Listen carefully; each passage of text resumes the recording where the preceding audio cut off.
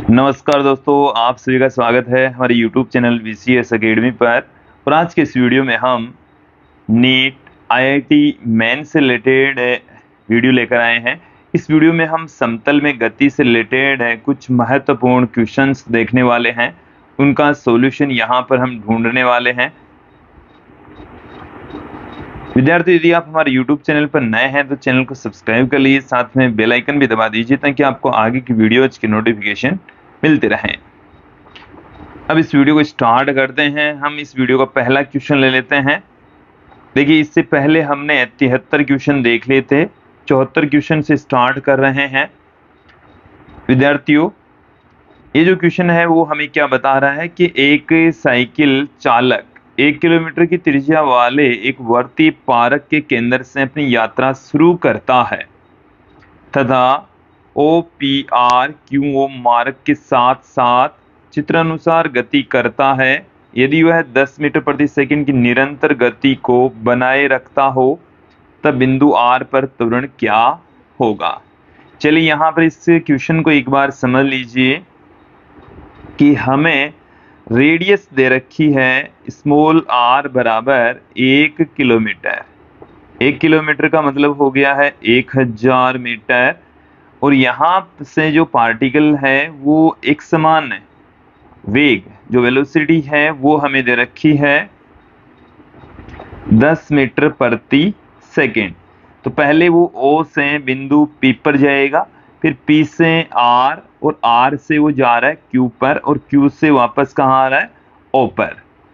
तो यहाँ पर हमें पूछा है बिंदु R पर एक्सेलरेशन क्या होगा। बिंदु R पर ये वर्ती मार्ग पर गति कर रहा है और वृत्ताकार मार्ग पर जो एक्सेलरेशन होता है वो v² R के इक्वल होता है। तो v का मान यहाँ पर 10 और 10 का स्क्वायर करेंगे तो 10 × 10 बट्टे में R। तो यहाँ से ये 1/10 रह गया जिसे हम 0.1 मीटर पर सेकंड स्क्वायर कह देंगे। तो ऑप्शन बी सही होने वाला है। नेक्स्ट क्वेश्चन देखिए। अगले क्वेश्चन में हमें किसी गेंद को क्षितिज से ऊपर 45 डिग्री के कोण पर छत के ऊपर से फेंका जाता है। यह मैदान से कुछ सेकंड के बाद टकराता है। अपनी गति के दौरान गेंद का सबसे लघुतम चाल तब होगी। चलिए इसे आप समझें कि यदि हम क्षितिज से किसी पिंड को 45 डिग्री के कोण पर फेंक रहे हैं तो वो इस तरीके से गति करेगा। ये जो गति होती है वो प्रक्षेप्य गति होती है। और जो पीक पॉइंट होता है उस पीक पॉइंट के ऊपर जो वेग का ऊर्ध्वाधर घटक होता है, बिंदु P पर वेग का जो ऊर्ध्वाधर घटक है वो 0 होता है और जो क्षैतिज घटक होता है वो इसके प्रारंभिक क्षैतिज घटक के इक्वल होता है। अन्य सभी बिंदुओं पर जो पीक पॉइंट है, अधिकतम ऊंचाई वाला जो बिंदु है, उस बिंदु के ऊपर वेग का ऊर्ध्वाधर घटक 0 हो जाता है। अन्य सभी बिंदुओं पर ऊर्ध्वाधर घटक कुछ न कुछ अवश्य होगा। और ये जो क्षैतिज घटक रहता है वो तो कांस्टेंट रहता है। बाकी बिंदुओं के ऊपर इस बिंदु P को छोड़कर बाकी बिंदुओं पर Vy का मान कुछ न कुछ तो होगा। तत्पश्चात जो न्यूनतम वेग होगा वो इस बिंदु P पर होगा, मतलब उच्चतम बिंदु पर होगा। तो स्मॉलेस्ट वेलोसिटी, स्मॉलेस्ट चाल पूछी है तो यह उच्चतम बिंदु पर होती है। तो इस क्वेश्चन का आंसर आएगा, ऑप्शन आएगा A, यह उच्चतम बिंदु पर होती है। नेक्स्ट क्वेश्चन देखिए। एक वर्तीय गति से चल रहे किसी पिंड का किसी भी क्षण इसके वेग सदिश एवं त्वरण सदिश होते हैं। देखिए इसे आप समझ लीजिए। हमारे पास में कोई सर्किल है और उस सर्किल, देखिए हमारे पास में एक सर्किल है, इस तरीके से एक सर्किल है और इस सर्किल के ऊपर आप ध्यान दें कोई पिंड चल रहा है तो इसके वेग सदिश, वेग इसकी स्पर्श रेखा के अनुदिश होता है। ये वेग की डायरेक्शन है। चलिए किसी पिंड का किसी भी क्षण इसके वेग सदिश और त्वरण सदिश होते हैं। देखिए त्वरण सदिश इसके परपेंडिकुलर होगा। ये एक्सेलरेशन है, दोनों के बीच का जो कोण है वो 90 डिग्री होता है। देन ए वेक्टर और वी वेक्टर एक दूसरे के परपेंडिकुलर होंगे, नॉर्मल होंगे, मतलब सामान्य, ये सामान्य है, इसका मतलब है नॉर्मल परपेंडिकुलर। इस क्वेश्चन का जो सॉल्यूशन है ऑप्शन सी होगा। नेक्स्ट क्वेश्चन की ओर बढ़ते हैं। अगले क्वेश्चन के अंदर है अपकेंद्रीय त्वरण है। देखिए विद्यार्थी, हम आपको बता दें कि जो अपकेंद्रीय त्वरण होता है वो वृत्ताकार पथ के केंद्र से दूर की ओर होता है। यदि आप यहाँ पर कोई पॉइंट ले रहे हैं और इस वृत्ताकार मार्ग पर कोई कण गति कर रहा है तो अपकेंद्रीय जो त्वरण होता है वो इस केंद्र से दूर की ओर होता है। अपकेंद्रीय त्वरण, अपकेंद्रीय त्वरण, और अपकेंद्रीय जो त्वरण होता है वो अभिकेंद्रीय त्वरण के इक्वल ही होता है, हालांकि ये दूर की ओर होता है और प्रत्येक क्षण इसकी डायरेक्शन बदलती है। एक सदिश राशि होती है, केंद्र से दूर की ओर होती है, बट केंद्र से दूर की ओर, बट इसकी दिशा लगातार चेंज होती है। तो यह एक नियत सदिश है, गलत है। एक नियत, देखो इसमें ये नियत नहीं होता इसलिए गलत है। एक नियत अदिश है, ये अदिश नहीं होता और नियत भी नहीं होता। फिर है परिमाण परिवर्तनकारी सदिश। परिमाण इसका एक समान रहता है। परिमाण क्या रहता है? परिमाण तो नियत रहता है, परिमाण क्या रहेगा? नियत। और सदिश है, नियत सदिश है, सदिश नहीं है। नियत सदिश नहीं है क्योंकि ये इसकी डायरेक्शन बदलती है, इसलिए ये नियत सदिश नहीं है। ऑप्शन डी इसमें सही होने वाला है। ओके, अगले क्वेश्चन की ओर बढ़ते हैं कि एक साइकिल चालक 27 किलोमीटर प्रति घंटे की गति से साइकिल चला रहा है।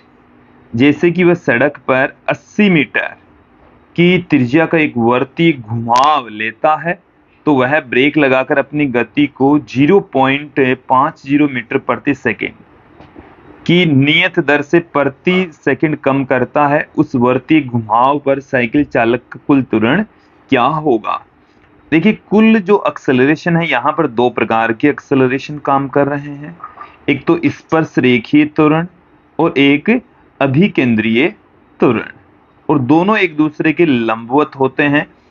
देखिए, इसे आप समझें कि इस तरीके से वृत्ताकार मार्ग पर कण गति कर रहा है, और वृत्ताकार मार्ग पर कण गति कर रहा है तो इस पे इस डायरेक्शन में केंद्र की ओर काम कर रहा है AC, और इसकी स्पर्श रेखा के अनुदिश काम कर रहा है AT।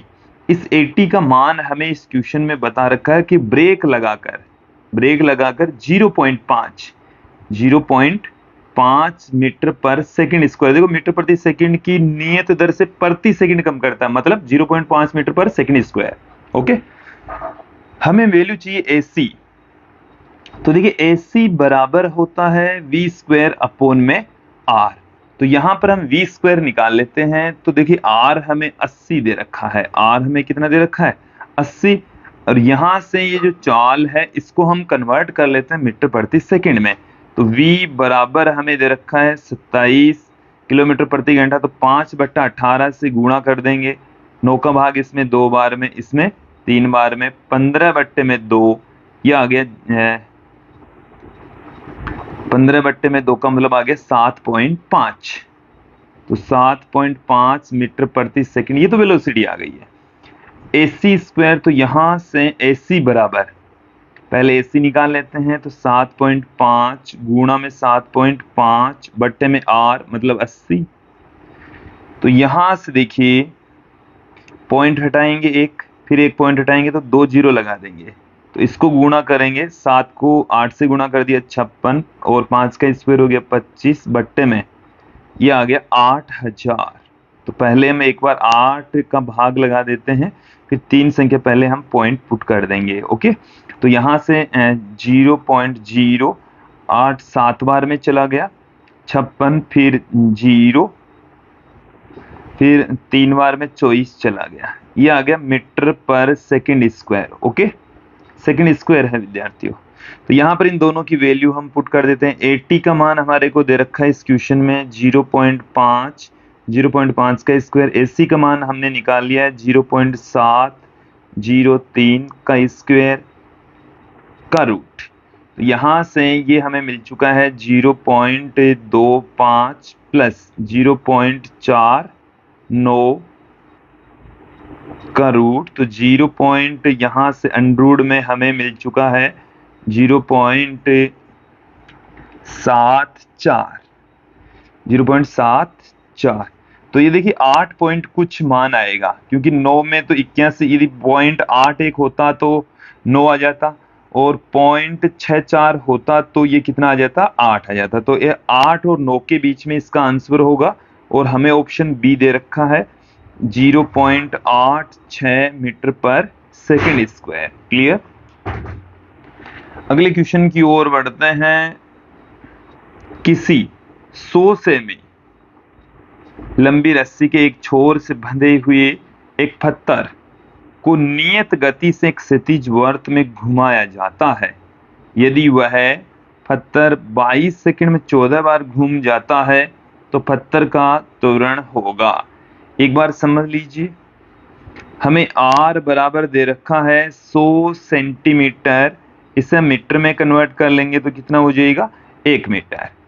22 सेकंड में 14 चक्कर लगा रहे हैं, तो देखिए एक चक्कर में लगा समय हम आवर्ती ज्ञात कर लेंगे, या एक चक्कर में लगा समय हम यहां पर ज्ञात कर सकते हैं, या प्रति सेकंड चक्रों की संख्या, आप चाहे दोनों कोई सी भी वैल्यू ज्ञात कर सकते हैं। तो एक चक्कर में लगा समय, हमें क्या ज्ञात करना है, एक्सेलरेशन ज्ञात करना है। हम एक चक्कर में लगा समय निकाल लेते हैं, अलग अलग तरीके हैं। एक चक्कर में लगा समय, एक चक्कर में लगा जो समय होता है वो आवर्तकाल कहलाता है। तो देखिए 14 चक्कर लगाए और कुल 22 सेकंड लगे, तो एक चक्कर में लगा समय आ जाएगा, सॉरी हमने इसको उल्टा पुट कर दिया है। यहां से देखें टोटल 22 सेकंड लगे हैं और इसमें 14 चक्कर हो गए, तो 14/22 सेकंड लगेंगे। ओके, अब हमें चाहिए एक्सेलरेशन v, और देखो नियत गति से गति कर रहा है, इसका मतलब यहां पर जो a है वो v²/r या ω² इंटू r, या इसको हम लिख सकते हैं 2π/t का स्क्वायर इंटू r। देन यहां से ये क्या हो जाएगा, a बराबर 4π² r बट्टे में t²। सबकी वैल्यू पुट कर दीजिए। 4 पाई का मतलब 22 बट्टे में 7, फिर 22 बट्टे में 7 इंटू r का मान हमारे पास में है 1, t का मान है 22 बट्टे में 14 का स्क्वायर, तो 22 बट्टे में 14, 22 बट्टे में 14। तो देखिए यहाँ से 22 से 22 कैंसिल हो गया, फिर 22 से 22 कैंसिल हो गया, ये 7 ये 2 बार में चला गया, ये 7 2 बार में चला गया, 4 और 4 ये 16 आ जाएगा इसका आंसर, 16 मीटर पर सेकंड स्क्वायर। ऑप्शन ए इसमें सही होने वाला है।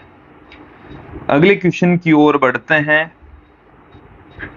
कि साइकिल चालक 1 किलोमीटर त्रिज्या वाले किसी वृत्ताकार पारक के केंद्र O से चलना प्रारंभ करते हैं तथा पारक के सिरे P पर पहुंचता है, फिर उस वृत्ताकार पारक की परिधि पर गति करता है तथा केंद्र की और QO के साथ साथ चित्र में दर्शाए अनुसार वापस आता है।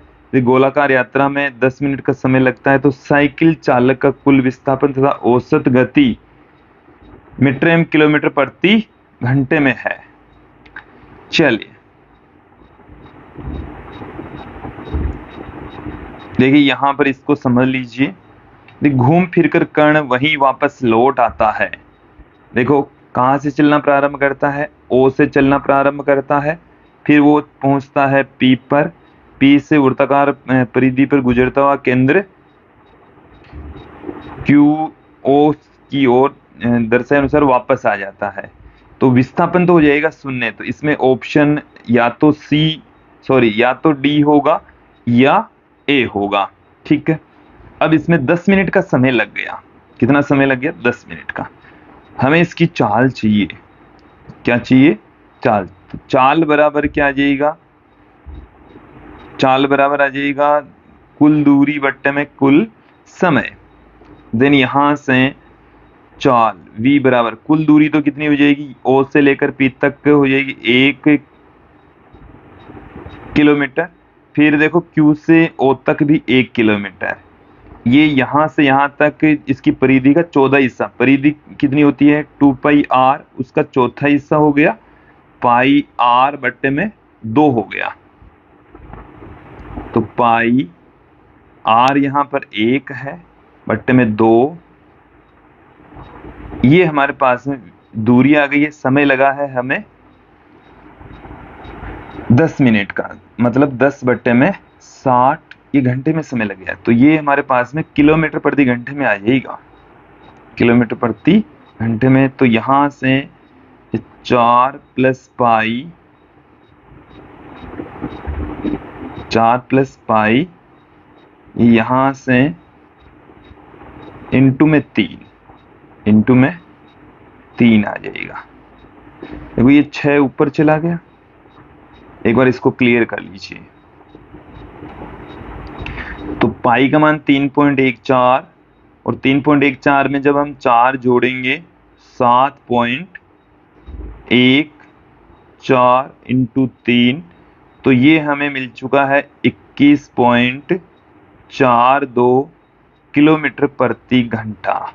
ओके, तो ये हमें 21.4, ये ऑप्शन डी इसमें सही होने वाला है।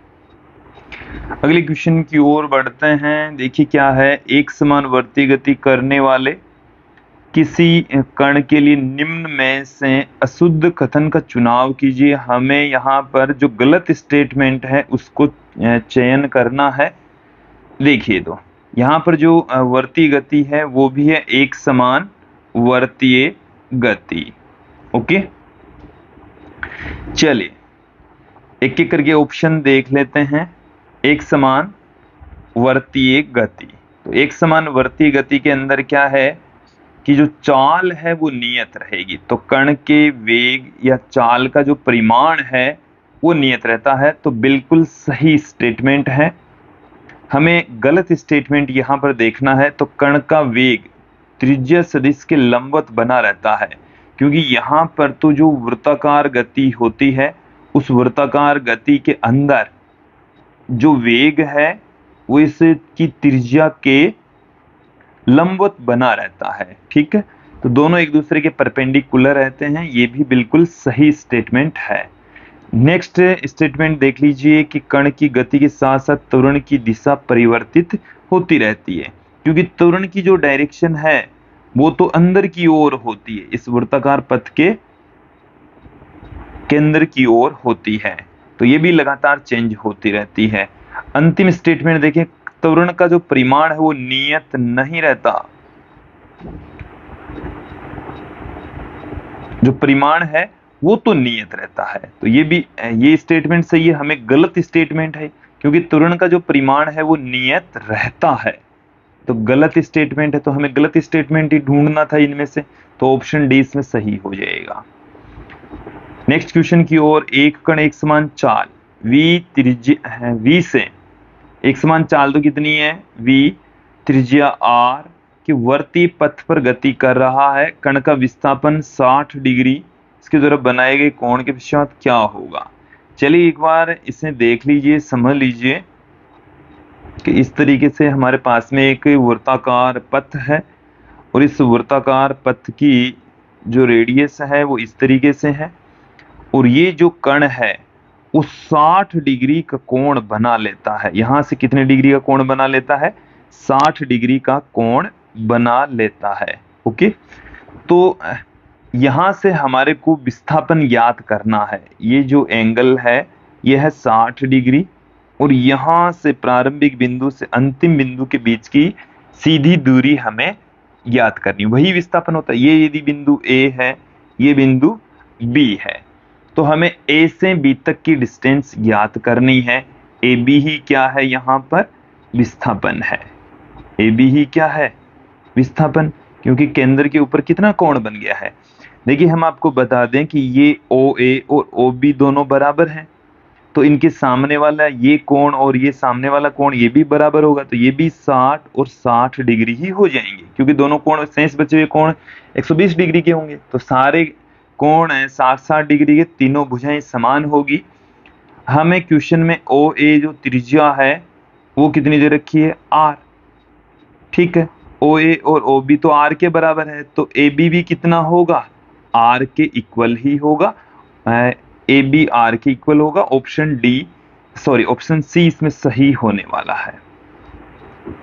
किसी एकसमान वर्तीय गति के वेग सदिश तथा त्वरण सदिश के रूप में निम्नलिखित संबंधित होते हैं। एक समान त्वरित गति के अंदर देखिए क्या होगा, वेग सदिश और त्वरण सदिश के बीच में क्या संबंध होता है, देख लीजिए।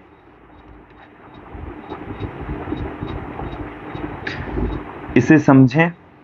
ये हमारे पास में वृत्ताकार पथ है, और इस वृत्ताकार पथ में जो त्वरण सदिश होता है उसको वो एसी के रूप में होता है, अभिकेंद्रीय त्वरण होता है, परिधि से केंद्र की ओर होता है, और जो वेग होता है वो इसकी स्पर्श रेखा के अनुदिश होता है। दोनों के बीच का जो एंगल होता है वो 90 डिग्री होता है। दोनों के बीच का जो एंगल होता है वो कितना होता है? 90 डिग्री, क्योंकि यहाँ पर एक समान वर्तीय गति हो रही है। कौन सी गति है? एक समान वर्तीय गति। तो दोनों एक दूसरे के परपेंडिकुलर होते हैं, तो एक दूसरे के लंबवत होंगे। दोनों क्या होंगे? एक दूसरे के लंबवत। ऑप्शन बी इसमें सही होने वाला है। 0.6 किलोमीटर त्रिज्या वाले किसी वर्तीय चाप से होकर 400 मीटर प्रति सेकंड की चाल से उड़ रहे किसी वायुयान का अपकेंद्रीय त्वरण लगभग क्या होगा? लगभग क्या होगा? हमें गुरुत्वीय त्वरण की टर्म्स में इसे ज्ञात करना है। ओके, तो देखिए हमें इसमें m/g की फॉर्म में फाइंड आउट कर देना है, तो हम 10 का इसमें भाग लगा देंगे जो भी आंसर आएगा। तो देखिए अपकेंद्रीय त्वरण अभिकेंद्रीय त्वरण के इक्वल ही होता है। देन यहां से क्या हो जाएगा? अपकेंद्रीय त्वरण A बराबर परिमाण तो v²/r के बराबर केंद्र से दूर की ओर होता है। v का मान हमें 400 दे रखा है, तो v का स्क्वायर करेंगे तो 400 × 400 r हमें 0.6 किलोमीटर में दे रखा है, तो ये 600 मीटर हो जाएगा। 2 0 से 2 0 कैंसिल हो गए हैं, फिर ये 2 बार में और ये 3 बार में, तो 800/3 ये आ जाएगा मीटर पर सेकंड स्क्वायर। मीटर पर सेकंड स्क्वायर। हमें यदि गुरुत्वीय मात्रक में इसकी वैल्यू ज्ञात करनी है तो क्या आ जाएगा? इसमें 10 का हम और भाग लगा देंगे। 10 का भाग लगाएंगे तो 1 0 और कम हो जाएगा, 80/3। यदि यहाँ पर 81 होता तो कितना आ जाता? 81 होते तो 27 आ जाते। ठीक है, तो यहाँ पर 26.7 आएगा। तो 26.7 इसमें वैसे जो ऑप्शन है ये वाला ऑप्शन सही होगा। ये 26.7 है, ये एक एक्स्ट्रा यहाँ पर छपा हुआ है, इसमें थोड़ा सा करेक्शन कर लेंगे आप। अगले क्वेश्चन की ओर बढ़ते हैं। देखिए क्या है कि 12 सेमी त्रिज्या वाले किसी वृत्ताकार पथ पर घूम रहा एक कीड़ा समान रूप से गति करता है तथा 100 सेकेंड में 7 चक्कर पूरे कर लेता है, तो कीड़े की रेखीय गति क्या होगी? एक बार क्वेश्चन को समझ लीजिए। r बराबर हमें क्या दे रखा है? 12 सेंटीमीटर दे रखा है, 0.12 मीटर हमें दे रखा है। अब देखिए ये कह रहा है कि 100 सेकंड में 7 चक्कर लग रहे हैं, तो एक चक्कर लगने में लगा समय हम ज्ञात कर लेते हैं, जिससे हमें आवर्तकाल T मिल जाएगा, या आप प्रति सेकंड चक्रों की संख्या आवर्ती न्यू भी ज्ञात कर सकते हैं। आवर्ती ज्ञात कर लीजिए चाहे तो। तो आवर्ती एफ बराबर क्या होता है, प्रति सेकंड चक्रों की संख्या, तो 7 चक्कर 100 सेकंड में, तो इतनी हर्ट्ज हो जाएगी आवर्ती। अब देखिए हमें क्या ज्ञात करना, v बराबर होता है ओमेगा आर, और ओमेगा होता है 2 पाई एफ के इक्वल। सबकी वैल्यू पुट कर दीजिए, 2 गुणा में 3.14, एफ की वैल्यू है 7/100, और देखो इसमें आंसर सेंटीमीटर पर सेकंड में दे रखा है, तो इसको सेंटीमीटर में ही आर की वैल्यू हम पुट कर देते हैं, तो 12 में यहाँ पर पुट कर देता हूँ। ओके, तो एक बार इन सबको गुणा कर लीजिए, इजी तरीके से गुणा हो जाएगा। 12 को 7 से गुणा करेंगे 84, 6.28 गुणा 84/100। तो यहाँ पर आप देखें कि 84 को जब हम यहाँ पर मल्टीप्लाई करेंगे, देन हमें यहाँ पर क्या मिल जाएगा, 5.3, और देखो 2 का भाग लगा देंगे तो यहाँ पर 6.28 गुणा 0.84, तो ये 0 ये हमें मिल जाएगा 5.3 सेमी पर सेकेंड। ओके, तो ऑप्शन बी इसमें सही होने वाला है। अगले क्वेश्चन की ओर बढ़ते हैं। अपकेंद्रीय त्वरण शब्द किस के द्वारा दिया गया, तो ये न्यूटन के द्वारा दिया गया, ऑप्शन सी इसमें सही होने वाला है। देखिए अगले क्वेश्चन की ओर बढ़ते हैं। निम्न में से कौन सा कथन गलत है, इसमें से गलत स्टेटमेंट हमें छांटना है, तो एक एक करके सबको देख लीजिए कि एक विमीय गति में किसी वस्तु का वेग, एक विमीय गति हो रही है और उसमें वस्तु का वेग और त्वरण हमेशा समान रेखा में होता है। बिल्कुल सही स्टेटमेंट है, क्योंकि वेग और त्वरण या तो एक ही दिशा में होंगे या एक दूसरे की विपरीत दिशा में होंगे, तो एक ही रेखा के ऊपर विद्यमान होंगे। क्लियर। द्विविमीय या त्रिविमीय गति के अंदर वेग और त्वरण सदिशों के मध्य का कोण 0 डिग्री से 180 डिग्री के बीच कुछ भी हो सकता है। तो देखिए जो प्रक्षेप्य गति होती है या कोई त्रिविमीय गति होती है, तो उसमें त्वरण और वेग के बीच का कोण 0 डिग्री से 180 डिग्री के बीच में हो सकता है। तो ये जो स्टेटमेंट है वो भी सही है।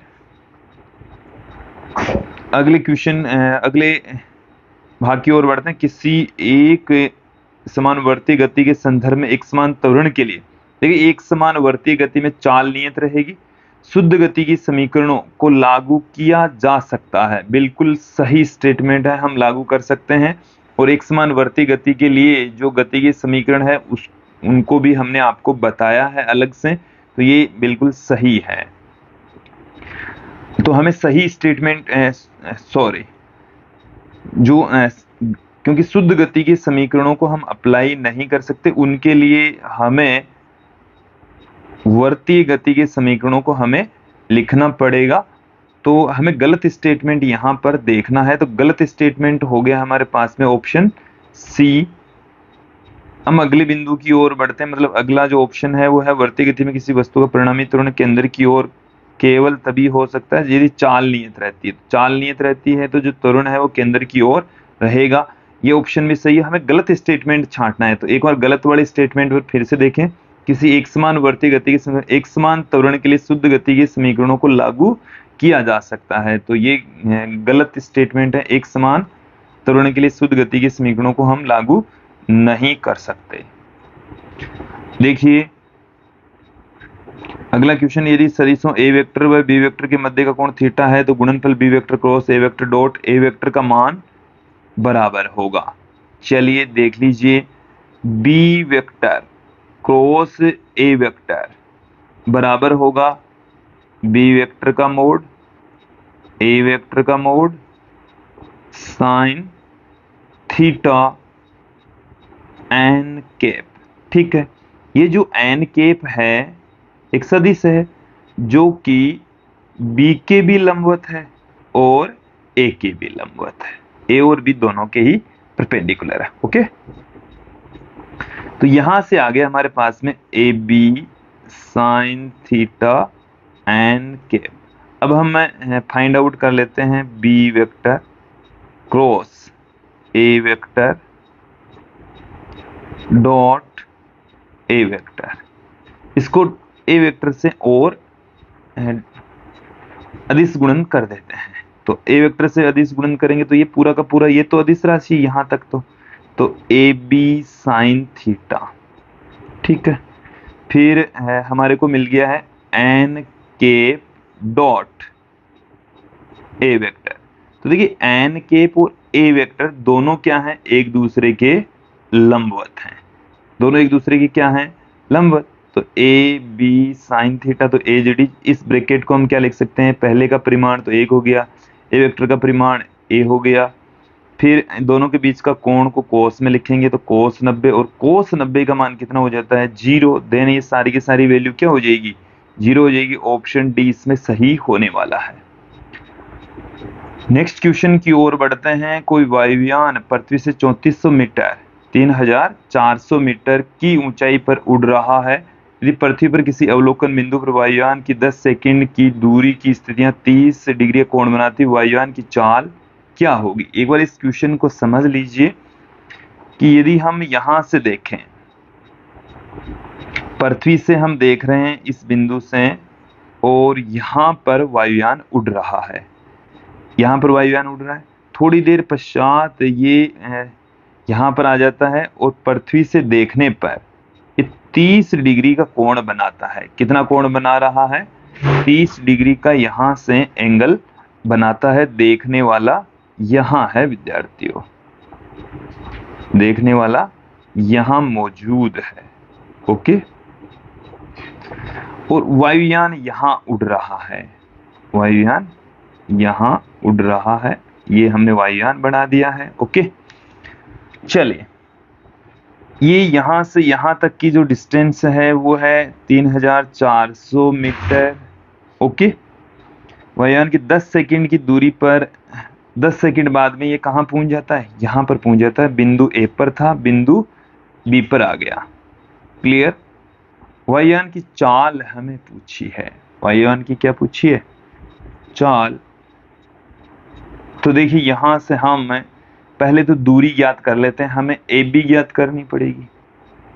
दूरी बराबर, देखो यहां से इस ट्रायंगल के अंदर हमें लंब ज्ञात करना है, जबकि आधार दे रखा है, कोण दे रखा है। तो 30 डिग्री बराबर ए बी, मतलब लंब बट्टे में 3400। 30 डिग्री का मान होता है, देखो ए बी बराबर में क्या पुट कर दूं, 3400 इंटू 30 डिग्री। 30 डिग्री का मान है 1/√3, ये आ गया, हमें ए बी मिल चुका है। अब हमें चाल चाहिए, चाल बराबर होता है दूरी बट्टे में उसमें लगा समय, तो ए बी बट्टे में 10, तो 340 रह जाएगा। 10 से 10 कैंसिल हो गया, 340 बट्टे में √3।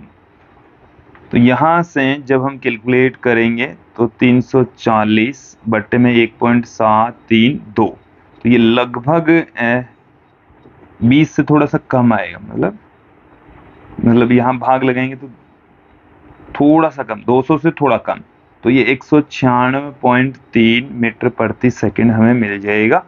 196.3 मीटर प्रति सेकंड, ऑप्शन डी इसमें सही होने वाला है। अगले क्वेश्चन की ओर बढ़ते हैं। एक वस्तु 6 मीटर उत्तर की ओर, 8 मीटर पूर्व की ओर, 10 मीटर ऊर्ध्वाधर ऊपर की ओर गति करती है, तो इसका अपनी आरंभिक स्थिति से परिणामी विस्थापन क्या होगा। चलिए, दो स्थितियों से इसको समझेंगे हम, कि पहले उत्तर दिशा में जा रहा है कण, मैं एक बार इसको मिटा देता हूं। उत्तर दिशा में देखिए, यहां से जा रहा है उत्तर दिशा में, ओके। फिर उत्तर दिशा से जा रहा है ये पूर्व दिशा में, पूर्व दिशा को थोड़ा सा और बढ़ाता हूं मैं, ये ऐसे। ये वाली जो डिस्टेंस है वो हमें दे रखी है 6 मीटर, ये हमें दे रखी है 8 मीटर। अब यहां से आने के पश्चात, यहां पर आने के पश्चात 10 मीटर ऊर्ध्वाधर ऊपर जाता है, तो पहले तो हमें क्या करना है, ये वाला विस्थापन ज्ञात करना है। तो ये वाला विस्थापन तो कितना हो जाएगा, ये बिंदु ए है, ये यदि बी है और ये यदि सी है, ये 90 डिग्री है, तो ये आधार स्क्वायर प्लस लंब स्क्वायर करके हम फाइंड आउट कर लेंगे। तो AC बराबर आ गया है 10। अब देखो यदि आपके पास में क्या है, 10 मीटर है, कितनी है, 10 मीटर। अब ये कह रहा है कि ऊपर की ओर, ये अब इससे ठीक हम देख रहे हैं तल, इस तल के ठीक लंबवत ऊपर की ओर के लिए मैं थोड़ा सा डायग्राम अलग से बना देता हूं। ये यहाँ पर 10 मीटर चला और ये ऊपर की ओर भी कितना जा रहा है, 10 मीटर जा रहा है। तो देखिए विद्यार्थियों, ये है प्रारंभिक बिंदु ए, ये आ गया है बी से सी पर पहुंचने पर सी, ये है 10 मीटर ऊपर की ओर, ये जो डायरेक्शन है ये है ऊपर, ऊर्ध्वाधर ऊपर की ओर, वो भी हमें कह रहा है कि 10 मीटर ही है। तो हमें क्या ज्ञात करना है, इसका आरंभिक स्थिति से परिणामी विस्थापन हमें ज्ञात करना है। तो ये हमें, यदि मैं इस बिंदु को ऊपर की ओर जो अंतिम स्थिति है इसको डी नाम दे दूं, तो हमें एडी ज्ञात करना है। तो ये हमें 10 दे रखा है, ये 10 दे रखा है, ये एक हमारे पास में ट्राइंगल है, तो 10√2 मीटर आ जाएगा। आप इसमें आधार स्क्वायर प्लस लंबी स्क्वायर करके कर्ण ज्ञात कर लेंगे, 10√2 मीटर आ जाएगा इसमें। नेक्स्ट क्वेश्चन देखिए कि हमें क्या दे रखा है कि यदि ए वेक्टर व बी वेक्टर दो सदिश हैं तो निम्न में से कौन सा सही नहीं है। तो ये बिल्कुल सही है, ए वेक्टर डॉट बी वेक्टर, ये भी सही है, ये गलत है, सही नहीं है पूछा तो ये गलत है, ये भी गलत है, दोनों गलत है। देखिए ये भी गलत है, ये भी गलत है, सही है, सही है। हमें गलत वाला ऑप्शन, तो ऑप्शन इसमें सी और डी दोनों सही है, गलत वाला छांटना है, क्योंकि A vector cross B vector ये सदैव बराबर होता है माइनस बी वेक्टर क्रॉस ए वेक्टर के।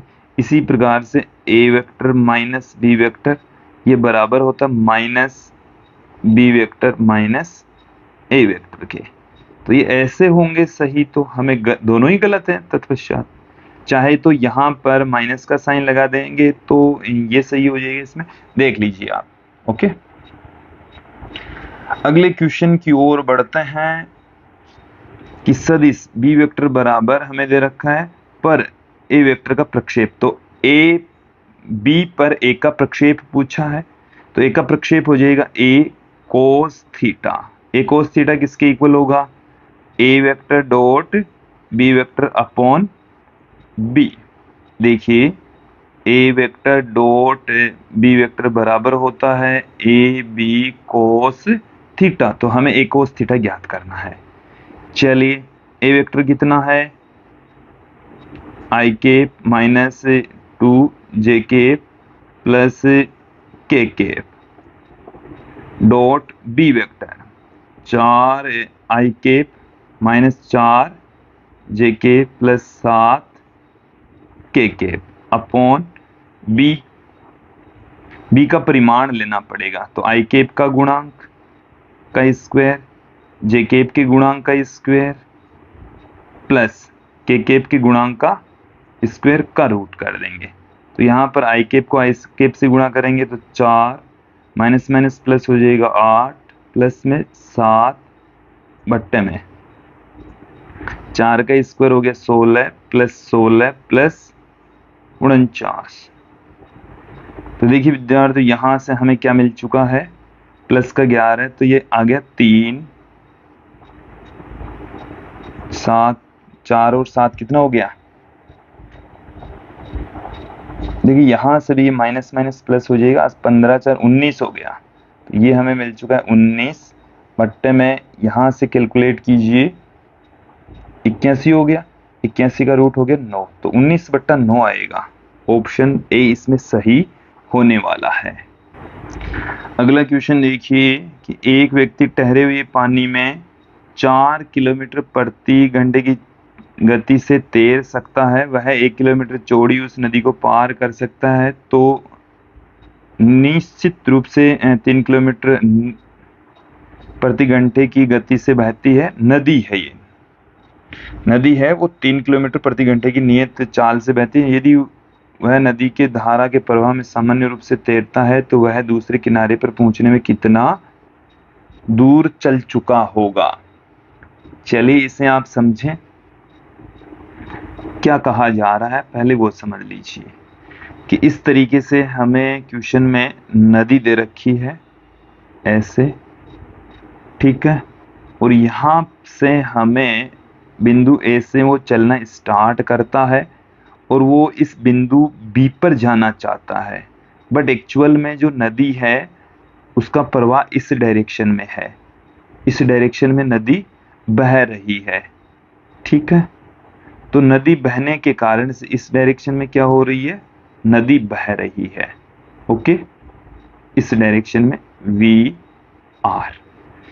तो वो क्या होता है, इस डायरेक्शन में थोड़ा सा विस्थापित हो जाएगा और ये इसके बिंदु सी पर जाकर मिलता है। जाना कहाँ चाह रहा है, ए से बी पर, लेकिन वो जाकर मिलेगा कहाँ, सी पर। चलिए अब देख लेते हैं एक एक करके। बी से सी की डायरेक्शन में नदी का वेग है वी आर और आदमी का जो वेग है वो है वी एम, और हमें ज्ञात करना है बी सी। क्या ज्ञात करनी है, बी सी। तो देखो नदी को पार करने में लगा समय, तो बी सी दूरी बराबर हम चाल इंटू समय कर देंगे। तो हमें चाल तो पता है, चाल नदी की चाल हमें पता है, तो समय ज्ञात करना है। तो समय बराबर क्या हो जाएगा, समय बराबर हो जाएगा हमारे नदी की चौड़ाई, नदी की चौड़ाई जो एक वैल्यू हमें दे रखी है नदी की चौड़ाई बट्टे में, देखिए नदी की चौड़ाई बट्टे में जो आदमी है उसकी चाल, आदमी की चाल, नदी की चौड़ाई है वो हमें दे रखी है 1 किलोमीटर, तो एक चाल है वो है 4, तो 1/4 घंटा लग जाएगा, ठीक है।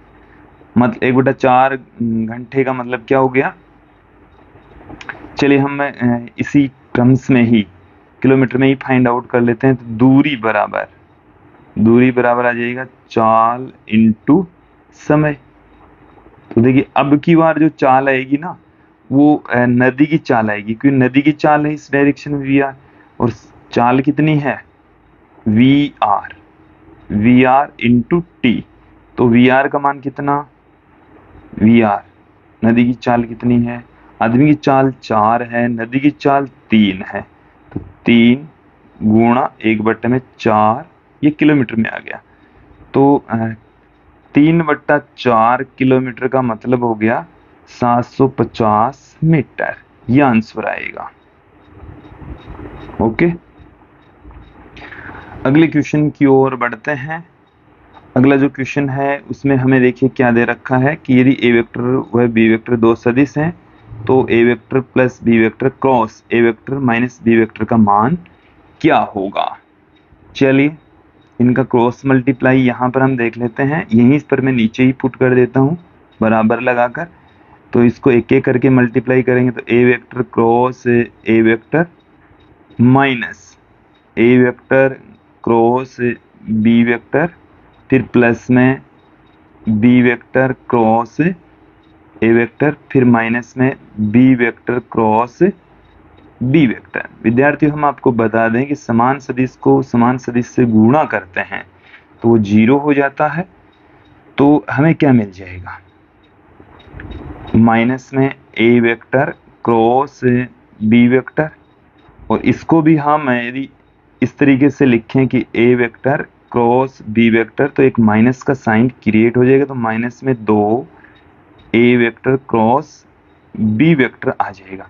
इसे हम और क्या लिख सकते हैं, 2 बी वेक्टर क्रॉस ए वेक्टर, इसको लिखा जा सकता है। चलिए ऑप्शन देख लीजिए, इन दोनों ऑप्शन में से होगा तो ये ऑप्शन होगा सही, ओके देख लीजिए ना, ये वाला यहाँ पर ही ऑप्शन सही होने वाला है, ठीक है।